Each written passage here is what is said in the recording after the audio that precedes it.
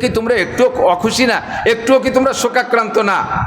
কাজেই আমাদের 12ই রবিউল আউয়াল এই মাসটায় আমাদের ঈদ উদযাপনের তেমন কিছু নাই, আমাদের শোকেরই বিষয় বেশি। একটু ছোট্ট উদাহরণ দিলি বুঝবেন।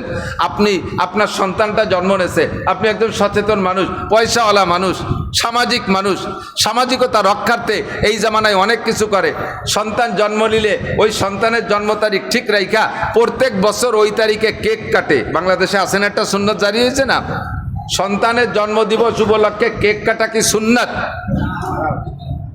জায়েজ না না জায়েজ? বিলকুল না জায়েজ, হারাম। জন্মদিবস উপলক্ষে তারপরও এটা উদযাপন করে যাচ্ছেন। ধরেন আপনার সন্তানটা জন্ম নিয়েছে 25শে জানুয়ারি, 25শে জানুয়ারি 2001। তো 2001 সালের 25শে জানুয়ারি থেকে আপনি প্রত্যেক বছর জন্মদিবস উপলক্ষে কেক কাটেন। এবছর এখন 25 বছর তার বয়স, এই 25 বছর যাবতই তার জন্মদিবসে কেক কাটছেন।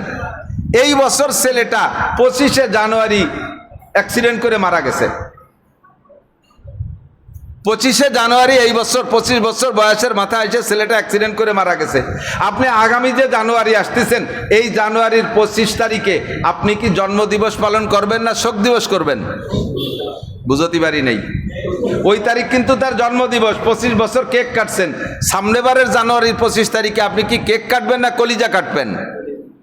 জানুয়ারির 25 তারিখ আসলে লম্বা একটা হাই ছাড়বেন, আরে জানুয়ারির 25, আরে জানুয়ারির 25 আমার কলিজার টুকরাকে কেড়ে নিছিস। এই জানুয়ারির 25শে কলিজার টুকরাকে তো দুনিয়ায় পাঠানো হয়েছিল, আর সেইটা মনে থাকবে না। এখন থেকে 25শে জানুয়ারি আপনি শোক দিবস পালন করবেন, এটাই নিয়ম, এটাই প্রথা। যদি নবী পাকের আগমন আর প্রস্থান সম্পর্কে কোনো দিবস পালন করতে হয়, তাহলে 12ই রবিউল আউয়াল নবী পাকের মৃত্যু দিবসের মধ্যে কোনো সন্দেহ নাই, এদিন হবে মুসলমানের শোকের দিন। কথা বলুন ঠিক কি ঠিক না? আমরা মিলাদ পড়ি, বিভিন্ন প্রোগ্রামে নতুন ঘর দিলে মিলাদ পড়ি, নতুন দোকান দিলে মিলাদ পড়ি, একটা গাড়ি কিনলে মিলাদ দেই না, শর্টে একটা মিলাদ দেই। তো আমরা শর্ট সংক্ষেপে কিছু দুরূদ শরীফ পড়ার নাম বানাইছি মিলাদ। আসলে মিলাদ কি? মিলাদুন নবী মানে নবী পাকের জন্ম। মিলাদুন নবী মানে নবী পাকের জন্ম। কথা কি কষ্ট হচ্ছে না আপনাদের বুঝতে? মিলাদুন নবী মানে নবী পাকের জন্ম। তো ব্যক্তি যেমন তার জন্মের আলোচনাও সেরকম।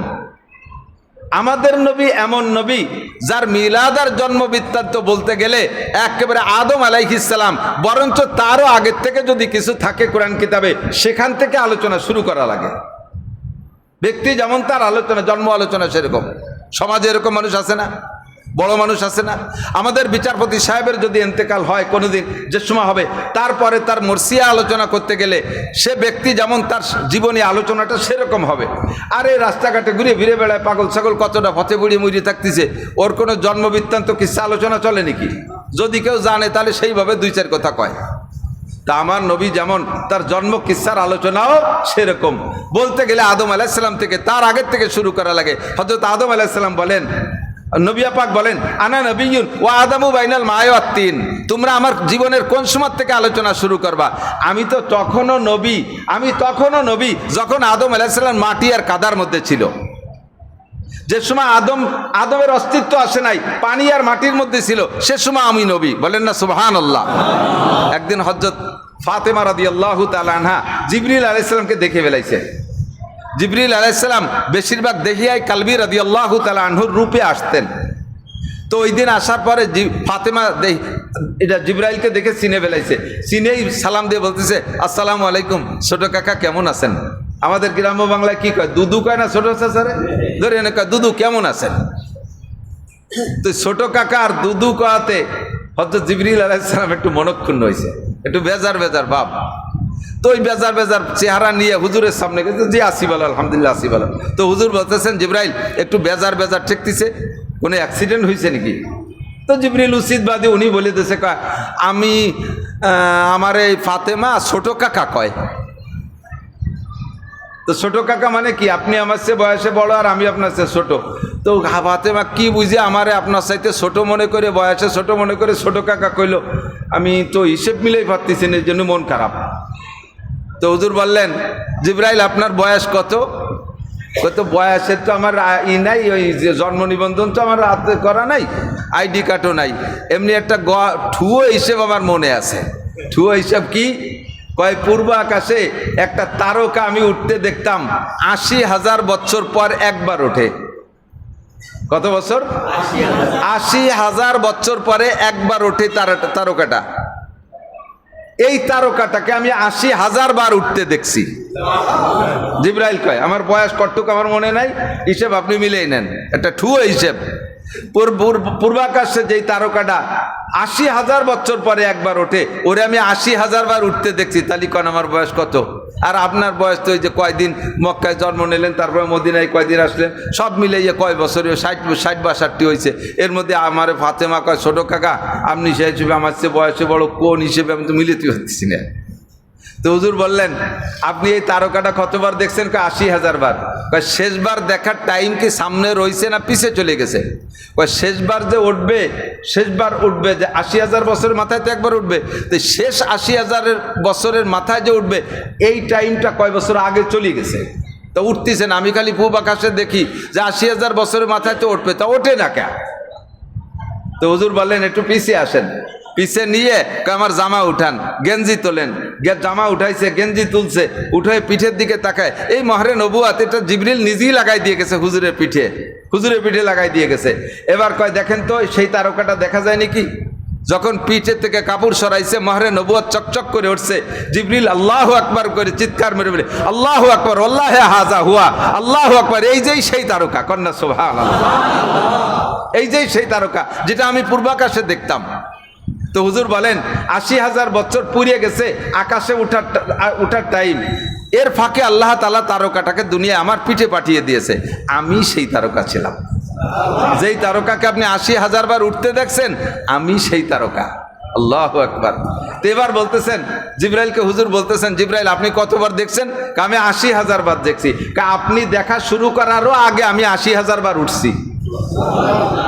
আপনি দেখা শুরু করার আগেও আমি ৮০,০০০ বার উঠছি। তাহলে আপনি আমার মেয়া ভাই কোয়াতে দোষ কি, আর আপনি আমার ছোট ভাই হওয়াতে দোষ কি?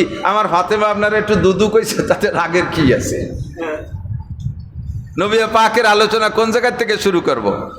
এ কত কত আগের থেকে শুরু হয়েছে। আল্লাহু আকবার। মা আনতা মাদিহুহা ইয়া মান ইউসাব্বিহুহা বিশামসি ওয়াল বাদারে লা বালান তাহাজিহা। আল্লাহু আকবার।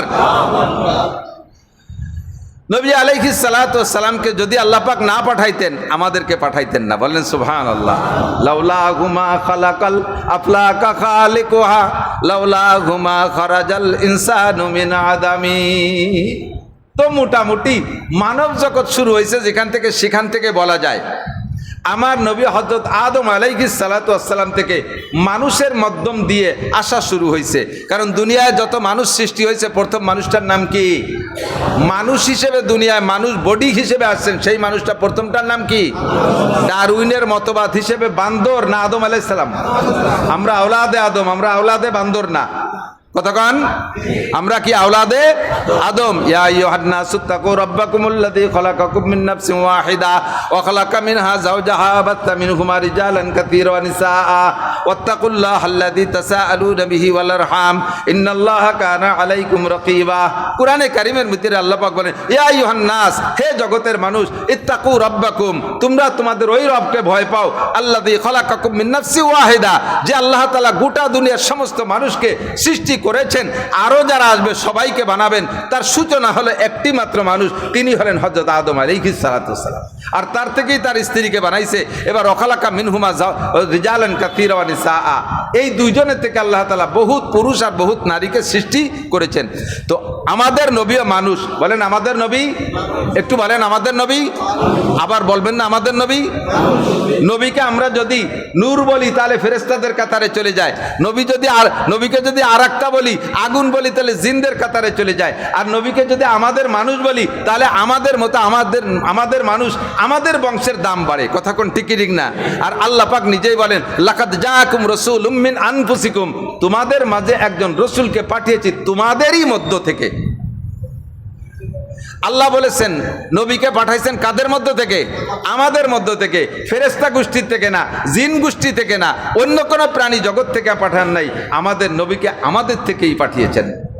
আদম আলাইহিস সালাম থেকে ধারাবাহিক মিম্বাইনি সুলবি আর তারাইব, ধারাবাহিক একটা ব্যক্তির মাধ্যম দিয়ে আল্লাহ তাআলা আমাদের নবীকে দুনিয়ায় শেষ পর্যন্ত নিয়ে আসছেন।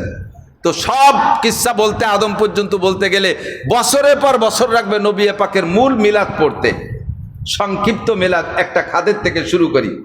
নবী আলাইহিস সালাতু ওয়াস সালামের তাওই, দাদার বাপরে কি কয়? দাদার বাপরে আমরা তাওই বলে ডাকি না? দাদার বাপ তাওই বা বুড়ো বাবা কয়, তো তাওই কওয়া ভালো। তো হুজুর আলাইহিস সালাতু ওয়াস সালামের তাওয়ের নাম হাশেম। কি নাম? এই হাশেমের থেকে পূর্বপুরুষ যাইতে যাইতে হযরত ইসমাইল আলাইহিস সালাম পর্যন্ত আমাদেরকে মাঠ থেকে তার ঘর মসজিদে নিয়ে আসছে, ভালো জায়গা, এজন্য শুকর আদায় করি আলহামদুলিল্লাহ। এখানে আমার বয়ানের পরে ঈশার নামাজ হবে, এই অপেক্ষায় আসি না নাই? নামাজ না পড়ে চলে যান, নিয়ত আছে কার কার? একটু মহব্বতের সাথে হাত দেখাবেন। 3-4 জন নামাজ না পড়ে মহব্বতের সাথে চলে যাবে, নিয়ত করছে। কেউ যাবে না ইনশাআল্লাহ, আমরা নামাজ পড়বো তো ইনশাআল্লাহ। আরে অন্য দিন না পড়লে কমপক্ষে কালকে আজকে তো মসজিদের মধ্যে ধরা পড়ে গেছি, এ জায়গার থেকে তো নামাজ না পড়ে বেরোয় যাওয়া যাবে না। তাহলে আমাদের বয়ানের শেষে আমরা নামাজের অপেক্ষায় আছি তো। আর পরিষ্কার হাদিস, ইন্তেজারুল সলাতে কাজ সলাত, নামাজের জন্য অপেক্ষা করা, যতক্ষণ চুপ করে বসে থাকবেন ওই নামাজের অপেক্ষায়, অতক্ষণ পর্যন্ত ছোট্ট সুরদে 2 রাকাত নামাজ পড়তে যে টাইম লাগে, প্রত্যেক অতটুক টাইমে আপনার আমল নামায় 2 রাকাত করে নফল নামাজ লেখা হতে থাকবে। ছোট সুরদে 2 রাকাত নামাজ পড়তে 2 রাকাতে 2 মিনিট লাগে। ইন্না তাইনা কুলহু দিয়ে দোয়া, কোনো দোয়া মাসুরা, কাতায়াতু দোয়া মাসুরা সহ পড়তে গেলে ছোট সুরদে তাড়াতাড়ি বললে 2 মিনিটে 2 রাকাত পড়া যায়। তাহলে 1 ঘন্টা যদি অপেক্ষা করেন, তাহলে আপনার আমল নামায় 60 রাকাত নফল নামাজের নেকি লেখা হবে। এটা এমন দারুণ জায়গা, এত সুন্দর জায়গা, আল্লাহর ঘর মসজিদ। বাকি মসজিদের ভিতরে বয়ান বক্তৃতা একটু সতর্কতার সাথে করা লাগে। বয়ান মাঠে উন্মুক্ত পরিবেশে করলে বিভিন্ন উদাহরণ দেওয়া লাগে, কাহবাগা মুখ দিয়ে হাসিও এসে যায়, হাসির কথাও এসে যায় উদাহরণ দিতে গেলে। কিন্তু এটা আল্লাহর ঘর, এটা হাসার জায়গা না, কোনো অবস্থাতে এটা হাসার জায়গা না, এটা কান্নাকাটির জায়গা। সতর্কতার সাথে কথা বলা লাগবে। মাসটা চলতেছে রবিউল আউয়াল মাস। কি মাস জানেন তো? কি মাস? রবিউল আউয়াল।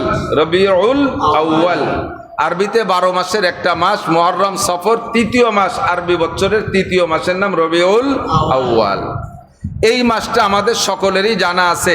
মাসটা একদিক দিয়ে অত্যন্ত আনন্দের, আর একটা দিক দিয়ে মাসটা অত্যন্ত শোকের। সারা দুনিয়ার সমস্ত কুসংস্কার আর কুফর আর শিরক আর বেদাত, যত প্রকার নোংরামি আছে, অশ্লীলতা আছে, সমস্ত অশ্লীলতায় একটা সময় হযরত ঈসা আলাইহিস সালাতু ওয়াস সালামের বিদায়ের পরে 570 বছর পর্যন্ত দুনিয়াটায় এর ভিতরে কোনো নবী আসেন নাই। ইহুদিদের কিছু বিচরণ ছিল, ইহুদিরা কিছু তাদের ধর্ম প্রচার করত, কিন্তু বেশিরভাগ মানুষই কাফের, মুশরিক, বেঈমান হয়ে গেছে। এত নিচেই চলে গেছে যে সন্তানে মায়ের সাথে ব্যভিচার করে, ভাই বোনের সাথে করে, কোনো ভেদাভেদ নাই। নিজের সন্তান, জীবিত নবজাতক সন্তানকে মাটি খুঁজে দাফন করে দেয়। এত নিচেই চলে গেছে মানুষ।